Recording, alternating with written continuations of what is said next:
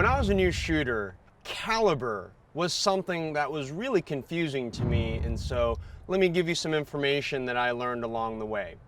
So when we talk about caliber, at a very high level, what we're talking about is the diameter of the bullet at its widest point.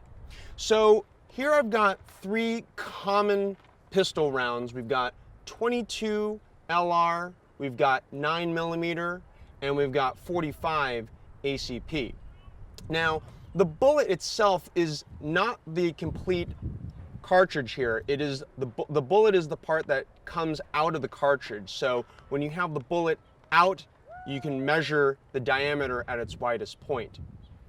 Now, one thing that we've got going on here is the imperial system in inches and the metric system in meters, or millimeters in our case.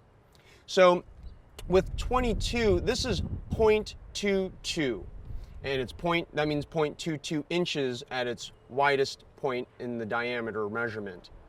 Now in the middle here, 9mm is in the metric system, but again, it's 9mm at its widest point.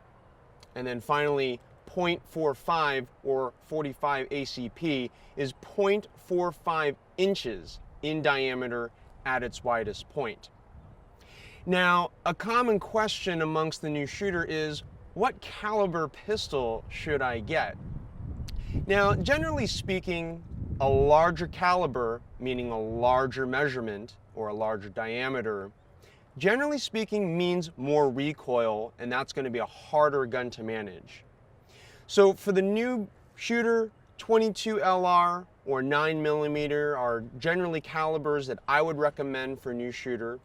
45 ACP can also be used for the new shooter, but again, everyone is different. Another question about caliber is, if you don't have the box which tells you which caliber you're shooting, how can you tell? So on a cartridge, you've got what's called a head stamp, and the head stamp is the back side of the cartridge. It'll be stamped with either 0.45 ACP, or in the event of 9mm, it'll say 9mm. It may say 9mm Luger, which is synonymous with 9mm. Or in the event of 22, you actually notice that 22 LR is not stamped, and so you'll want to consult the box that you purchased your ammo in.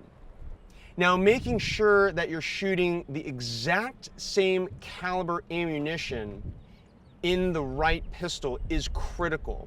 So if you've got 9mm rounds, you need to be shooting out of a 9mm pistol.